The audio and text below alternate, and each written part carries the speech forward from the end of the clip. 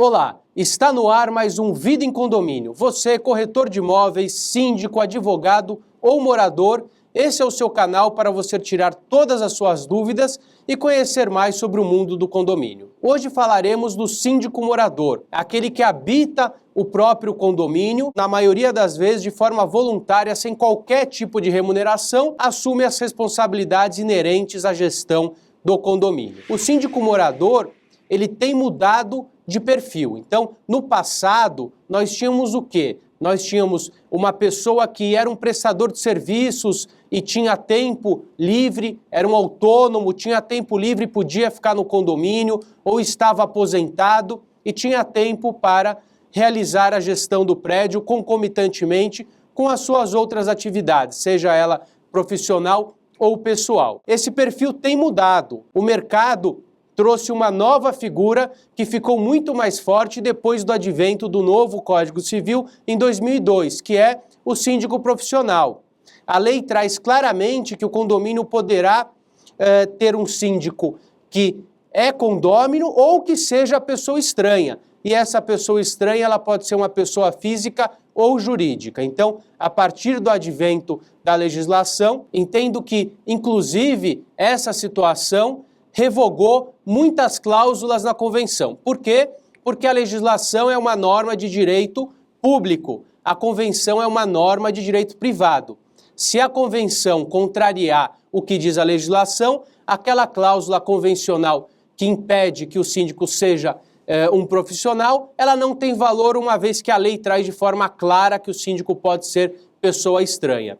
Esse é o meu entendimento, o entendimento predominante na doutrina e o entendimento dos tribunais, mas nós podemos verificar também uma linha que entende que, caso a convenção traga uma objeção ou impedimento, o síndico não poderia ser uma pessoa estranha ao condomínio. Mas a questão que nós vamos tratar hoje é o perfil desse síndico morador. Esse síndico morador, ele também mudou de perfil. Por mais que ele possa, sim, ser uma pessoa, um prestador, um autônomo ou um aposentado, ele também está buscando o quê? Está buscando a profissionalização.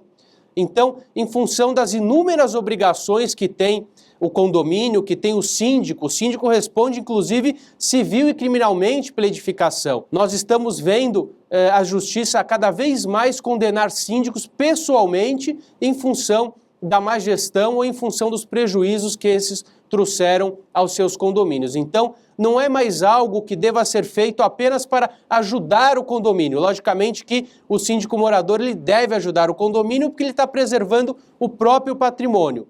Mas esse síndico também morador, ele tem buscado a profissionalização. O que é buscar a profissionalização? Ele não precisa fazer isso de forma a ter uma nova atividade, mas ele precisa fazer isso de forma profissional. Ele não pode mais deixar todas as situações a cargo da administradora, realizar aquilo que dá, dentro do horário que dá. Ele precisa ter, sim, um procedimento para atuar naquele prédio, ele precisa conhecer minimamente a legislação, ele precisa conhecer os procedimentos, ele precisa saber como agir em determinadas situações. Hoje os condôminos também exigem daqueles síndicos mais do que exigiam no passado e nós temos tratado aqueles condomínios, os condomínios que nós conhecemos aí Brasil afora, como verdadeiras empresas. Então, espera-se que o síndico, morador ou profissional, exerça a atividade de forma correta. E nós estamos chamando essa atividade de forma correta de uma profissionalização daquele que está exercendo. Então, se o síndico é morador, ele pode estar ali de forma voluntária ou ele pode estar ali também de forma remunerada. Então, nós temos também a figura do síndico que mora no prédio, que está sendo remunerado para exercer aquela atividade. Não existe qualquer problema nisso. A questão é que esse síndico remunerado, ele deve recolher os impostos. O condomínio tem que recolher a parte que o cabe do imposto, então esse síndico ele vai emitir um recibo, vai ser descontado dele 11%, vai ser descontado do condomínio 20%. É importante que esses descontos constem na ata de eleição, uma vez que nós temos alguns casos onde as pessoas nos procuram para ingressar com ação porque o síndico recebeu mais do que foi ajustado, porque os impostos foram debitados do condomínio. Então é importante que fique claro o ajuste de quem vai pagar o imposto.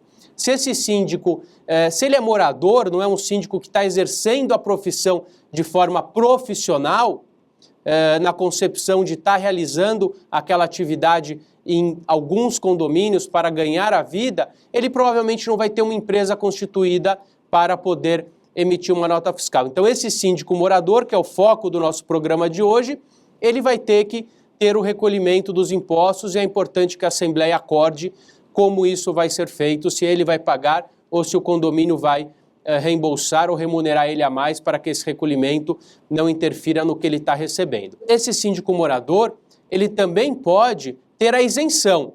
Lembrando que para a Receita Federal, a isenção é considerada remuneração e deve sofrer o mesmo recolhimento dos impostos. Então, é importante nós frisarmos que o síndico, mesmo morador, ele precisa exercer a atividade de sindicância com afinco, com total dedicação e que estou chamando de uma profissionalização. Não estou falando do síndico profissional, estou falando do síndico morador que exerce aquela atividade de uma forma nova, de uma forma profissional. Existe sim espaço para esse síndico que realiza essa atividade, seja pela remuneração que ele vai ganhar, esse síndico morador pode ser remunerado, salvo se houver impedimento na convenção, e esse síndico morador ele pode sim ter uma isenção, salvo se houver impedimento na convenção do condomínio. Apesar de ser sim uma tendência a sindicância profissional, por que a sindicância profissional tem sido uma tendência?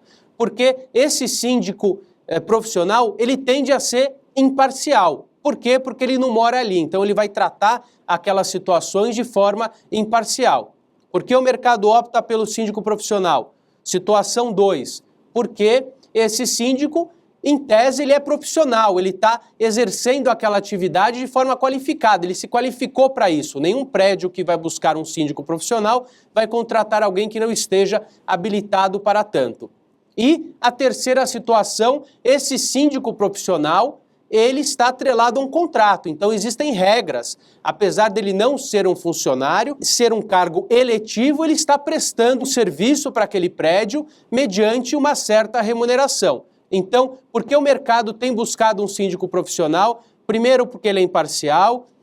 Segundo, porque, em tese, ele realiza aquela atividade de forma mais profissional. E terceiro, porque ele está atrelado a um contrato. Isso não quer dizer que a figura do síndico morador não exista mais. Existem, sim, excelentes síndicos profissionais. O que tem sumido do mercado é o síndico amador, é o síndico que está apenas tampando um buraco, exercendo uma atividade de síndico só para ajudar o condomínio. Isso tem saído muito mais caro do que contratar um profissional ou do que trazer um síndico morador habilitado para tanto. Agora vamos falar com a Rita Rodorigo, que é uma excelente síndica voluntária em São Paulo, e ela faz um trabalho realmente interessante e nós vamos mostrar agora para você. No meu caso, como eu assumi o trabalho de síndico como uma atividade profissional, exige dedicação. E muitas vezes atrapalha as duas coisas. Tá? Você não consegue nem ser um bom síndico e nem um bom profissional. Então, hoje, a atividade do síndico requer muito conhecimento, requer experiência, e tem outros requisitos que fazem parte de uma profissão. E não é simplesmente um trabalho temporário, um trabalho que deve ser relegado. Então, hoje o conhecimento é muito maior, né? Então, eu vejo que a atividade profissional, se não tem nada a ver com condomínio, uma atrapalha a outra. Você está presente no momento que ocorre um problema, tem uma ocorrência. Se você estiver no condomínio, você pode identificar o que não quer dizer que você vai solucionar naquele momento, mas você pode atender naquele momento. Quando você mora muito tempo no condomínio, você conhece as pessoas, você tem amizade com pessoas, mas você tem que ter sempre em mente que você tem um regulamento interno, tem uma convenção, tem Código Civil. Então, nessa hora, você tem que esquecer que você é vizinho, que você é amigo e tem que ser o profissional. Vai depender do caráter do vizinho. Se ele é rebelde, pode gerar conflito. Ele pode não aceitar regras, né? Muitas vezes as pessoas vêm morar em condomínio e não aceitam regras, né? Então, às vezes, é teu vizinho está ali fazendo uma coisa errada que não está de acordo com o regulamento e você tem que chamar atenção, dar uma advertência, às vezes até dar multa, né? Seguindo sempre a sequência, né? Chama atenção, depois você faz uma carta de advertência, depois você aplica a multa se ele não atender. Você tem que ser, e às vezes pode criar desafeto, sim. Mas são coisas passageiras também, nada é para sempre, né? Então ele pode estar magoado com você agora, mas depois você vai dando um jeito. Olha, ele tem que entender, tem que fazer ele entender. Sou, assim, defensora do profissionalismo. Eu sou muito a favor da formação do síndico. Eu precisei. Quando eu peguei o condomínio, eu senti falta de conhecimentos que eu não tinha. Aí eu fui atrás de curso, fui atrás de palestras, de congressos. E é necessário. Isso aí você tem que estar sempre atualizando.